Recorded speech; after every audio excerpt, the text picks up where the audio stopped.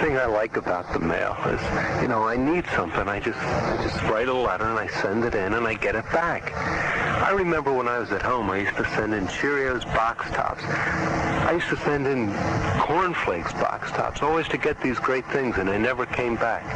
Over here, it always comes back.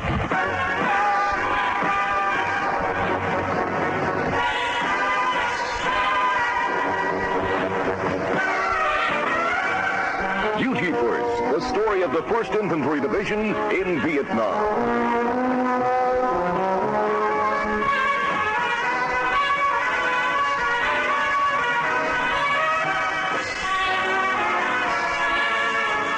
Into a new kind of war come the men of the Big Red One.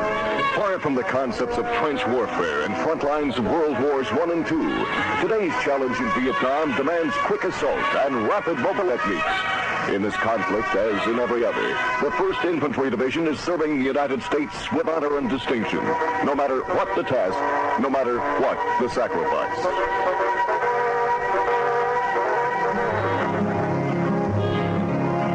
Well, I got a mail late last night, a letter from a girl who found the time to write to her lonesome boy somewhere in the night. Gordon Lightfoot received his letter.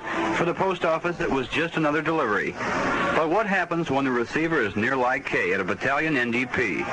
Well, like the Mounties, the postmen always get their man. How they accomplish it is our story today on Duty First.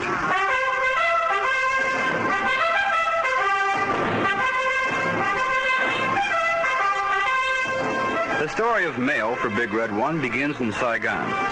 There at the division's main post office, we talked to the NCO in charge, Sergeant Walter Gorley, and asked him about the duties of the main post office. Our primary mission here is to take in the mail, sort it by unit, and transport it out to the unit mail clerk. And this is done by truck to Zion and Phu Loy, and by caribou to lolcow.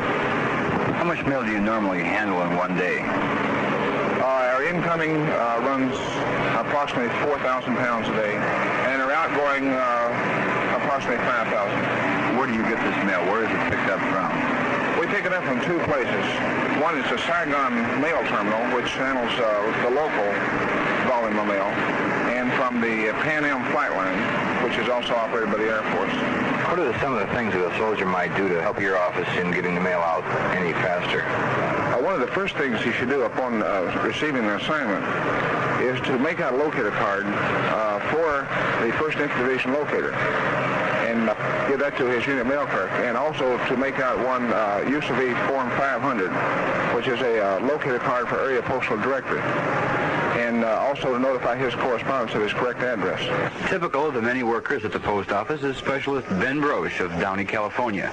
We asked him about his job. I'm in the locator department, and our job is to redirect mail that has been addressed wrong. How much effort does the post office here put into seeing that a lost letter eventually gets to someone that wants to read it? Very, very much effort. We care, because it means a lot to us. It does to me anyway, to see that these people out here get their mail. About how many hours a day do you spend looking through these cards? About 14. And that's 7 days a week? 7 days a week, 1 day off a month. Another worker at Saigon Postal Section is Specialist Phil Moya of Los Angeles, California. He explains what he does. My job right here at the APO is working the operations section. I'm assistant NCO. And our job mainly is unloading, breaking down the mail coming right from the States, and sending it out to the units. So the men here have a real sense of a mission to accomplish. Right, because we know that we have their mail right now, right here, and we want to get it out to them. Does this work ever get boring back in here? So back there, you're on your feet all the time. It doesn't really get too boring. I'll tell you, one of the hardest jobs is unloading these big vans when you get about 475 pieces on a truck, especially in the heat. The van's been sitting out at the flight line in Thompson Oud for about 2 hours, and it's just about 130 degrees inside.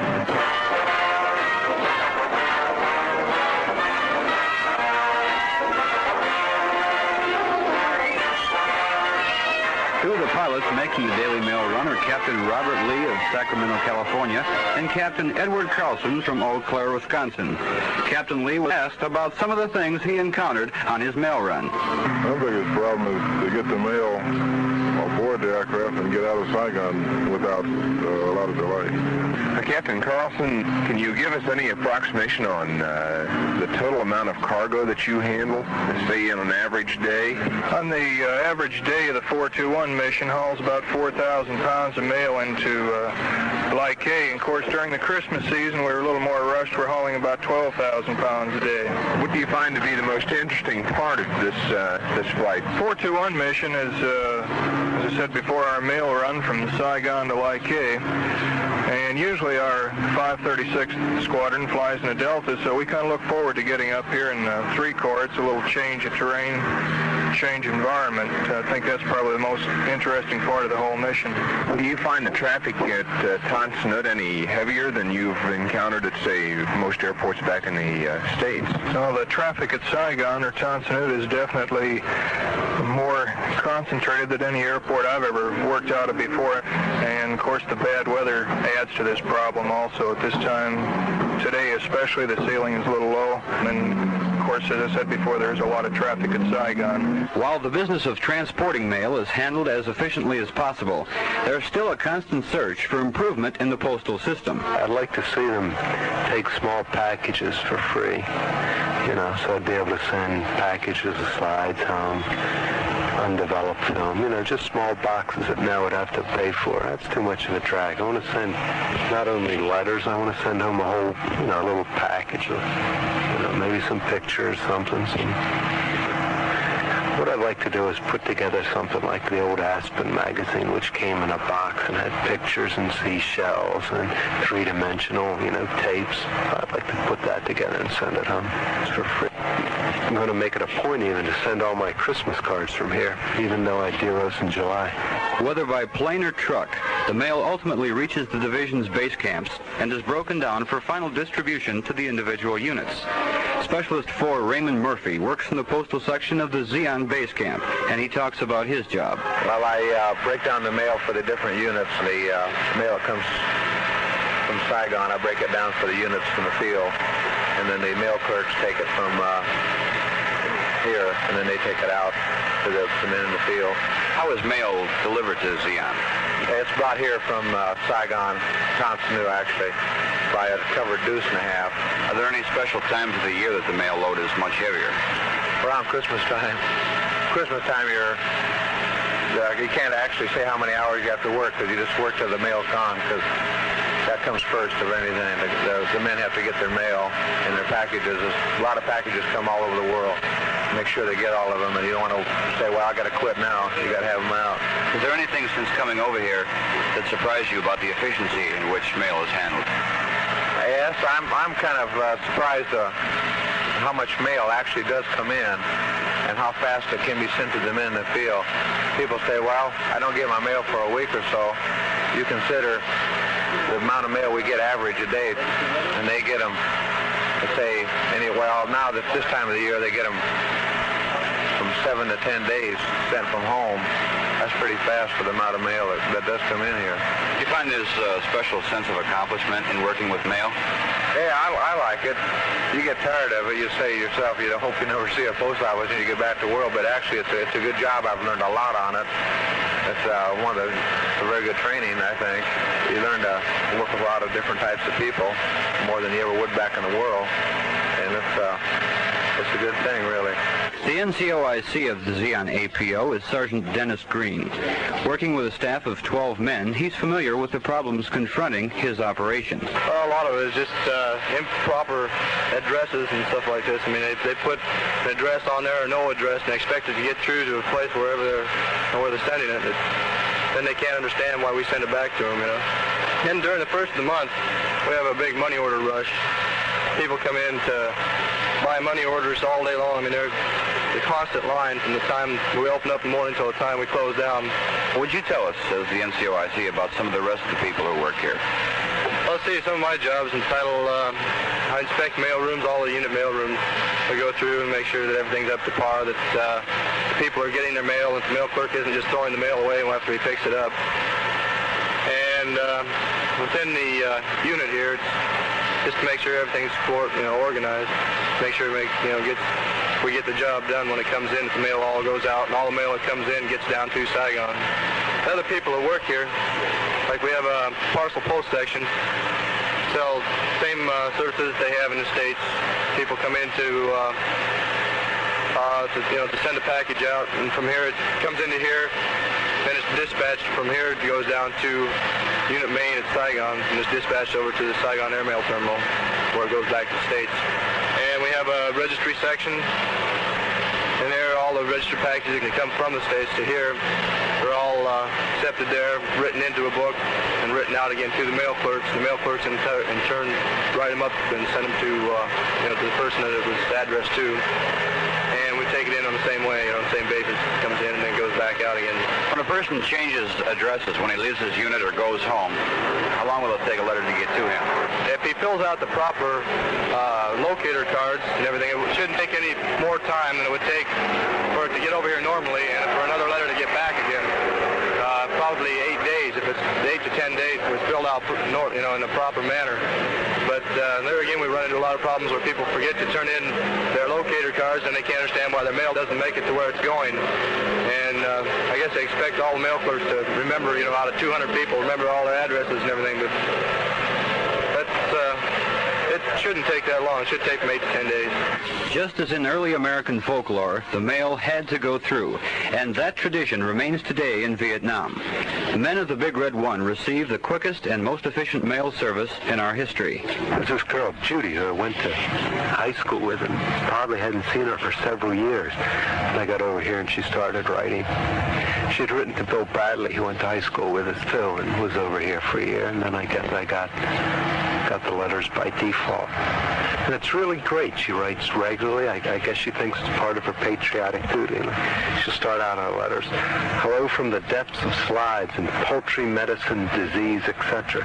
Today we see foxpox as opposed to chickenpox and all other sorts of good cluster diseases.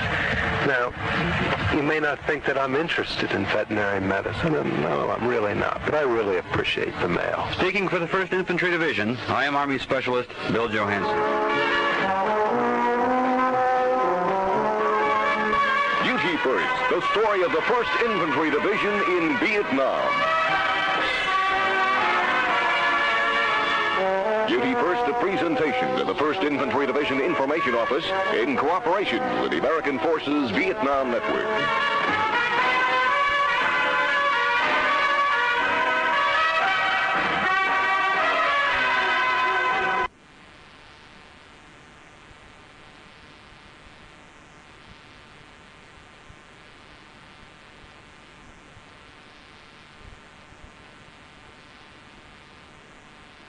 Hi, I'm Kathy, one of 6 Red Cross girls here at the Big Red One. And today you'll hear more of our story on Duty First.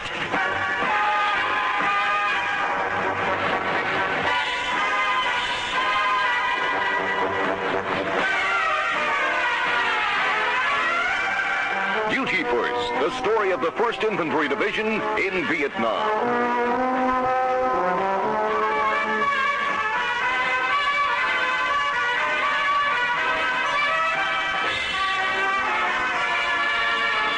Into a new kind of war come the men of the Big Red One.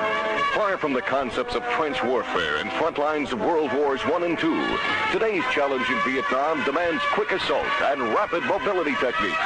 In this conflict, as in every other, the 1st Infantry Division is serving the United States with honor and distinction, no matter what the task, no matter what the sacrifice.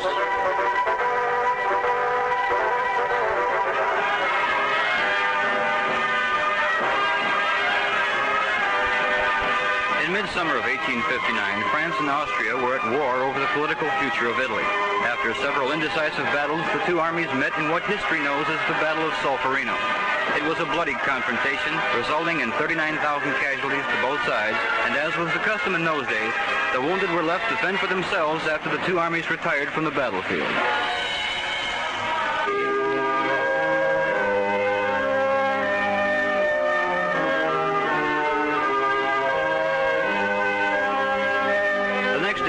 Pierre Dunant, a young Swiss businessman, came upon the battlefield and the abandoned men.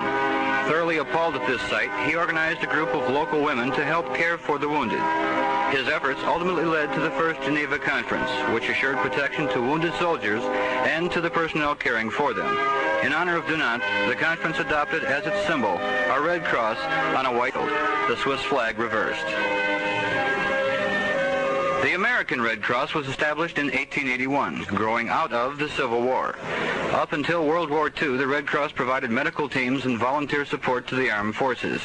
During World War II and the periods following, the Red Cross developed the programs we know today, as in Vietnam, where support and service are given the serviceman and his dependents.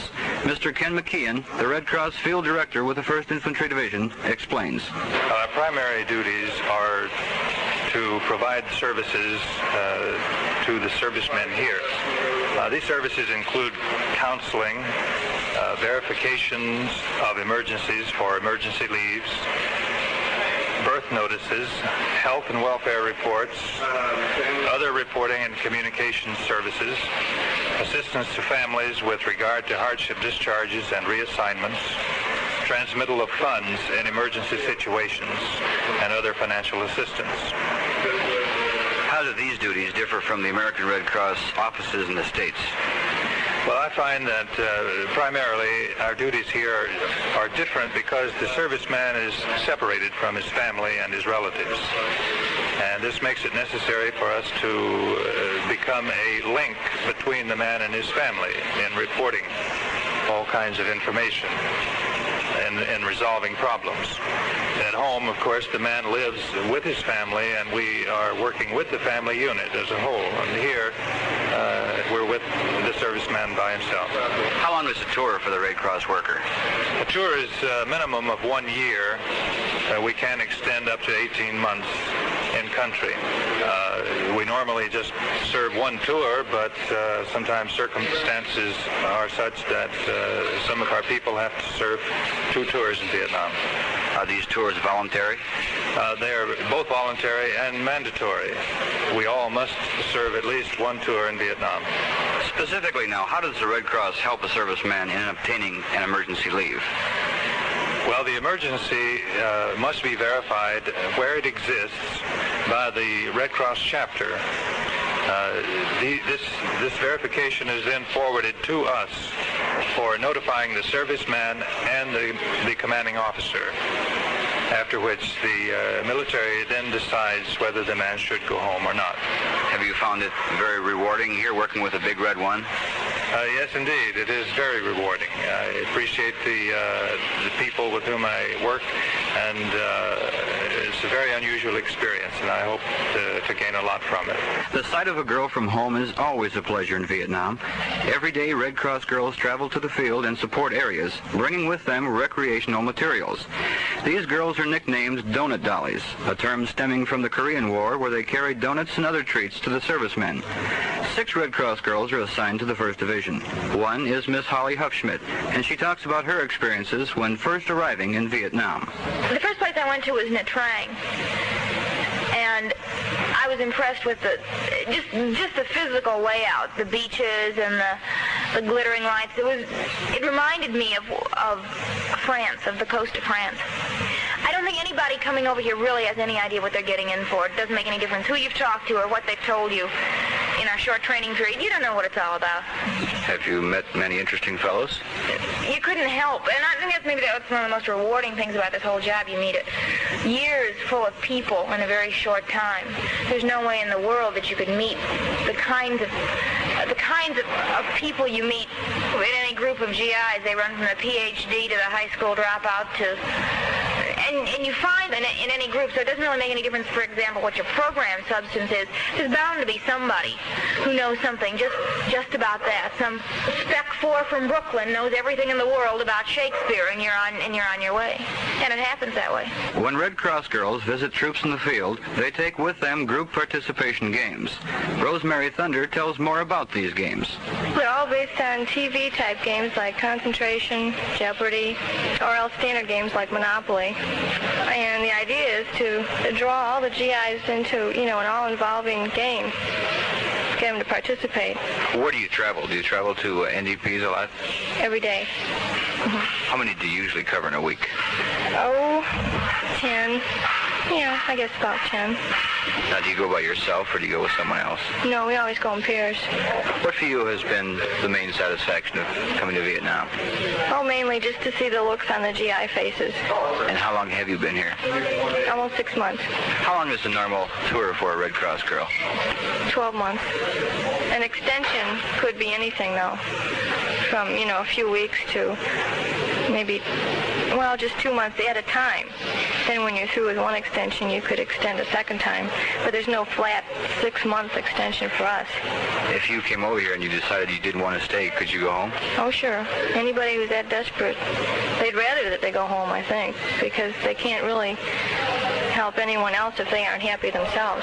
When you first see a Donut Dolly, there are 3 things you already know about her. She's a college graduate, she's at least 21, and she's single. Each time she visits an NDP, the Red Cross girl makes a new friend. A typical story comes from Kathy Ormond, as she describes one of the GIs she met. This was one of the last programs before he was going home, and he said, we got toward the end, and we were just kind of talking, and all his friends were around and everything, and he goes, "What's your address?" And he wanted the address up here. So we gave him the address, He said, "Well, be sure and write us," because I'd recognized him time after time as being in our programs every time we went out there and everything, and he was leaving about 3 days, and about 4 or 5 days I'd gotten a letter that he'd mailed before he left. And then he told me about himself, and he said, he was kind of shy about asking for the address, and he said he really couldn't believe he'd asked for it, He said, but he'd been thinking it, and it just came out. So I got the address, and he wrote, and he said that he was telling me a little about his past life, and he had been brought up in an orphanage and everything, and he was really kind of a bitter little guy, He never showed it to us, really, but, he was sad. And he said, and when he first saw us come to the NDP, he thought, good grief, what is this? And he said, and after he saw us come back time and time again, and he felt like, there was really something to all this and something to just live in, because he said, you girls just came back time and time again, and he said, you always gave something, and you never asked for anything back. And he said it really made him feel good, and it sure made me feel good. The newest member of the 1st Division Red Cross team is Kathy Levis. Hardly new to country, she's been working in Vietnam for 8 months, but only recently was she transferred to the lolcow base camp. Actually, I was really impressed. I know everyone just dies laughing at it, but this base camp is actually very pretty with the trees. Kind of reminds me of a summer woodsy area, It's really beautiful. Now, what for you was the reason that you came to Vietnam? Well, I went to the Red Cross back home in Pittsburgh, Pennsylvania, to take this disaster training. It's a volunteer type thing, And the gentleman who taught the class came up afterwards and said, how would you like to go to Vietnam? I really thought he was kidding, because I couldn't imagine what in the world a girl could do in Vietnam. And he explained this recreation program the Red Cross has. And I got all fired up, and I signed, and I came. I'm not at all sorry. It's been a great experience. What's been the nicest part about it? I think the nicest part has been definitely the people. The living conditions are much better than you ever pictured it, but there are, hardships in a way. The people have been tremendous. I've been so impressed. I know all the fellas out in the field, you probably wouldn't even notice them. In fact, they might be the hippies or, the delinquents back home, but yet over here, they're really something special. They're tremendous. Now, a Red Cross girl has to have usually a college degree and other requirements. Where did you go to school? I went to a very small girls' school in Erie, Pennsylvania, on Lake Erie. It was called Mercyhurst College, and not too many people have heard that. But I majored in French, and I studied for a year over in France, which was very nice. I guess I like traveling. That's probably another reason I'm here, too. Describe for us, if you will, a typical day. Okay. Now, that definitely varies, because we have 18 different places in Vietnam that we are, and each one operates differently. Some have centers, similar to U.S., that are like ping pong tables and pool, So the girls at a place like that may get up and work from 9 in the morning till 9 at night in the center, and sit around, play cards, talk. There's a planned recreation program each day. Other places have centers and what they call clubmobile, where you go out and visit different units. And And then some places there isn't any center. You just go out constantly. So you get up between probably 6 and 7:30. And after you're ready, you will either fly by chopper or be picked up in a Jeep and taken out to different units. You make maybe 6 or 7 stops a day and then come back home at night. Did the Red Cross have any specific training procedures for your job here? Actually, it's very little. Most of the girls in the recreation program had not had previous experience with the Red Cross. We were just more or less recruited for this year to come over. So they do give a 2-week what they call orientation. And after you've had your interviews and have been selected to come, you go for 2 weeks in Washington, D.C. And the orientation revolves mostly around the Red Cross and its purpose, so that we'll be able to, answer questions. Naturally, when people see the Red Cross, they, either think you're a nurse or something like that. But we had actually very little orientation to the country, like Vietnam itself. That we kind of find out for ourselves. Now, when you go back, what are going to be your future plans? For 1 whole month, I am going to totally relax, and then I will probably go back into social work or something. Speaking for the 1st Infantry Division, I am Army Specialist Bill Johansson. Duty First, the story of the 1st Infantry Division in Vietnam.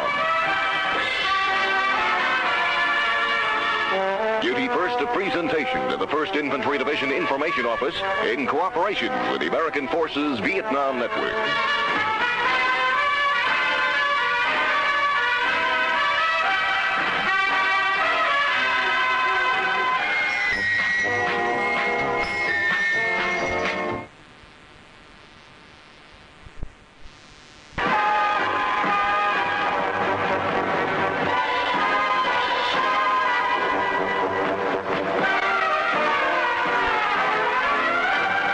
Duty First, the story of the 1st Infantry Division in Vietnam.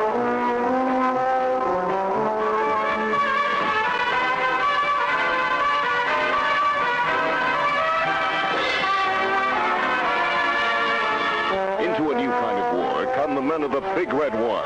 Far from the concepts of trench warfare and front lines of World Wars I and II, today's challenge in Vietnam demands quick assault and rapid mobility techniques. In this conflict, as in every other, the 1st Infantry Division is serving the United States with honor and distinction, no matter what the task, no matter what the sacrifice.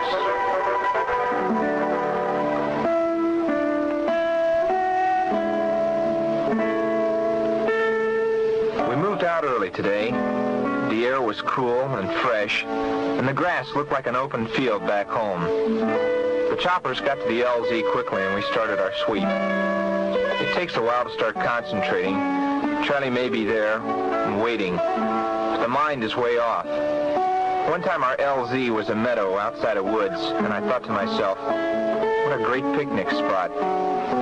Foolish stuff that has no place in combat, but you just can't keep it out of your mind. I guess one of the things, after you get over here, you find out that about all the guys you meet, even myself, find out that you learn to appreciate a lot more of the things that you had at home, and your parents, just little things, hamburger and a Coke or anything like that. After you get over here, you really learn to appreciate everything that you had back at home. I spent Christmas Day here by myself alone. I did a lot of thinking Christmas Day. They wanted me to be home very much. I really would have enjoyed being back with them, but this is just one thing we had to face.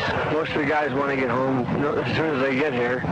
It never leaves your mind. Yeah, we have snow up in the high Sierras. That's about it. Well, most of the time I think about home. Well, I'm always thinking about home. I'm always thinking about the wife, just like anybody else. On bush at night, sometimes you go out there. If it's not your turn to pull guard, that's all you think about is home. Well, let's just say you're walking through a big old ice paddy, and you're all sloppy and soaking wet, and your helmet's falling off, and you're falling in the water, and you're carrying your bags. And I think about the most thing I would think of when I was walking along is I just think about home, about maybe it'd be springtime. I'd be thinking about the depending on what day it is, maybe it'd be a Sunday morning we'd be out there. I'd be thinking, well, my folks are going to church this morning. If it's another day, I'd say, well, Dad and Mom, Dad's getting ready to go to work, the kids are in school or something. Mostly about what I think is, at that particular time, I'd be trying to think what they'd be doing back home. They'd be sitting down a meal or whatever it might be. Out here, you don't have nothing, and you really appreciate the things back home. Sleeping and eating dirt every day isn't very much fun. Getting shot at, and you're always, anytime something goes off around or anything, you're jumping. Heck, when you get back around the 4th of July, you'll probably jump out of your pants when they start blowing them fireworks and stuff like that.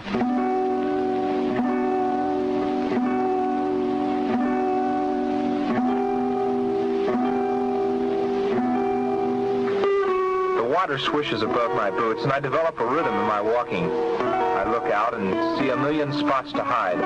Charlie could be behind that patio wall or underneath that dead tree.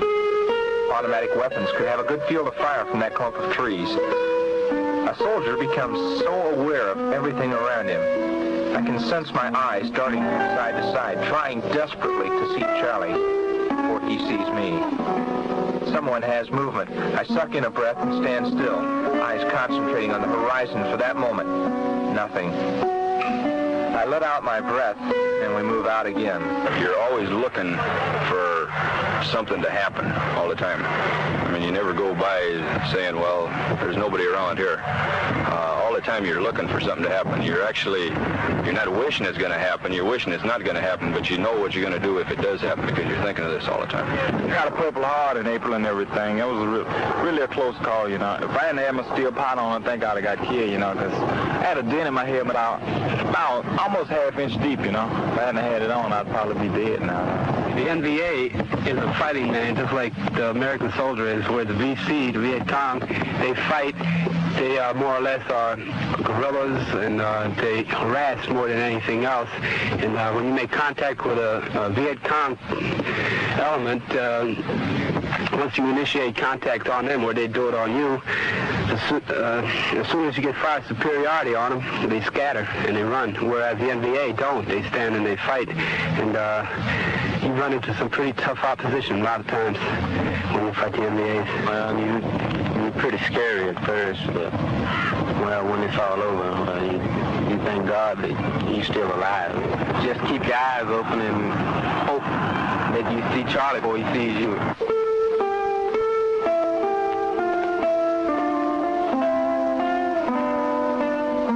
The sun is warming everything up now. Sweat rolls down my face and stings my eyes. We're near the end of the patio and we'll probably break when we reach the end. I'm right. Sit down, light 'em up, take a drag and relax.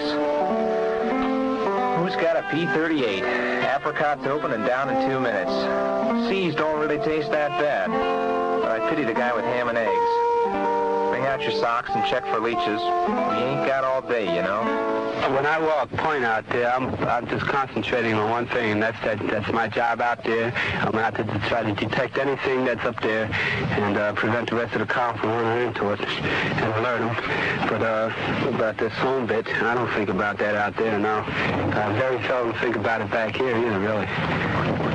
But when I'm out there, I think about Charlie, and I think he's out there. Yeah, I'm gonna feel a heck of a lot better. I mean, I'm gonna take everything more serious, you know. Just looking at a flower blooming, you know, it's gonna mean a lot to me, you know, because I'm still living back in the world, you know. I think it changed my whole outlook of life. You kind of miss the good things that you never really appreciated about home. I don't know, it made me a little bit older, wiser. I think I've gained a lot of experience over here. Learned to understand and appreciate people. It's changed me a lot. I've matured a lot more faster, and it does definitely help everybody who comes over here. It don't make no difference what color, race, or anything. Every man fights for each other. Everyone's treated the same. It just don't make no difference. Everyone's treated the same. I've been thinking that life is beautiful back there, you know, walking around in civilian clothes, drinking scotch and bourbon and stuff, you know. I mean, I can't hardly wait till I get back. I mean, I got about 70-something days now, so you know, I'm really worried about getting back now, you know. So, I mean, I'm not too afraid now because I'm pretty sure now I've made it this long, I'll make it, you know.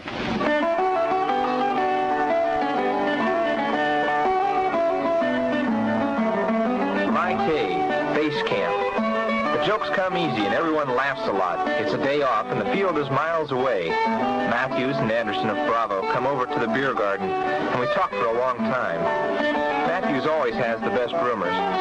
Last month it was 5 sailors in a bar in Hong Kong told my buddy that 3 ships were coming to Vung Tau to take the first home. Well, I'd say the 1st Infantry Division is doing a good job.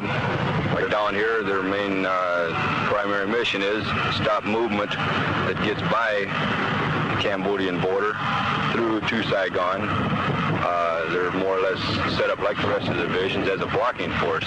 Some divisions have a little bit stronger movement than others. I think the 1st Infantry Division, though, since I've been over here, has did a good job considering the area that they're working in. Real good unit. I think it's on tops with me. Real good leadership over here. You can talk to them like in the States. To go up to a major anybody, boy, you got to really lock your heels and real stateside. Out here, you can, like a friend, you know, just like your buddy, you could talk to them and then he can hear your problems out. It's real nice. Everybody's one big family, like I said. Well, the 1st Infantry Division is a very fine organization, and their operation tactics are very good. For instance, 1st Division owns more property, has cleared more land in Vietnam than any other unit over here, and they have had quite a good body count. No, I wouldn't be in another division. I like the Big Red One. I like our area of operation, and it's a great outfit.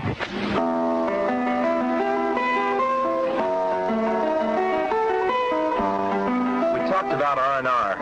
All of Anderson's buddies went to Australia and had a ball. A buddy of mine said you couldn't believe Singapore. I think I'll go to Hong Kong. That's not for a while yet. Anderson's parents said they had a big snowstorm for Christmas in Chicago. We all talked about the snow and the times we'd go skating in the park. The little things you took for granted have become so important now. I've met some friends I think I'll have for life. I don't know, you can't meet a better bunch of men. I lost quite a few good friends. It hurts quite a lot. I've met quite a few buddies over here in Vietnam. Quite a few went home, and a few have got wounded and so forth. And in fact, I've made quite a few plans to go back and see a lot of them when we get home. Oh yeah, I got beaucoup buddies. We're all just one big happy family. You gotta make friends out here. They tell you in basic and AIT, don't make any friends because you lose them. And hell, you got to make friends out here. That's the only way you're happy. Keep the morale up. If you don't have buddies, and you just feel miserable all the time.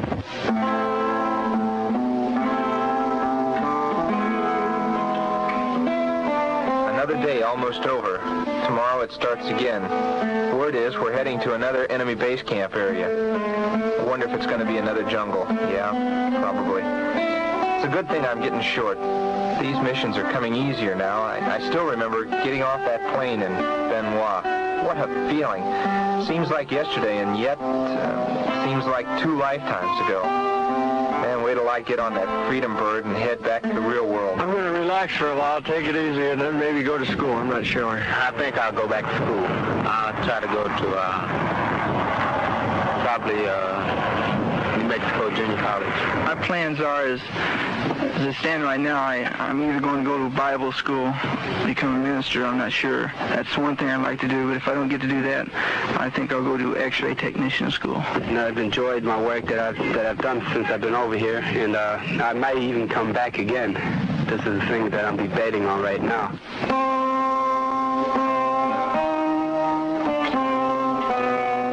Oh, it's a hard year over here, all right, but I'm glad I came. The going got rough, but somehow I made it. Come to think of it, we're doing one heck of a good job over here. Yeah, one heck of a good job. We're fighting to keep the people over here, the Vietnamese, free so they can plant food and live like normal people. They can't do it. They're just, the VC and NVA are just running them out of their homes. Well, once you get to know them, it's a lot different. You know what you're over here for, to help them. And there's 2 different types of war over here. There's one where you're out in the boonies and there's nobody except VC. Everything that moves is enemy. In here, we're working with the Vietnamese people, and you get to know them. it's different. Out there, you don't want to stay in Vietnam. But here in the village, you begin to understand a little bit of why you're here, and the people like me, but most of the little kids, hey, Loopy, come here, you know, and it makes you feel good when the people that know your name means a whole lot to you. When people call you by your name, it makes you feel good. Working with the Vietnamese people here has done wonders to my morale. They don't have what we have at home, but what they have means a lot to them. And their farm and their land and their small hooch that they live in, that's all they have, and they try to hang on to it.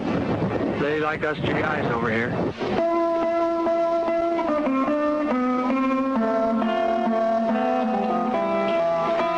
Sharing their thoughts and experiences with us today were some of the men of the Big Red One. From the 1st Infantry Division, this has been First Lieutenant Forrest Brandt and Army Specialist Bill Johansson. You've been listening to Duty First.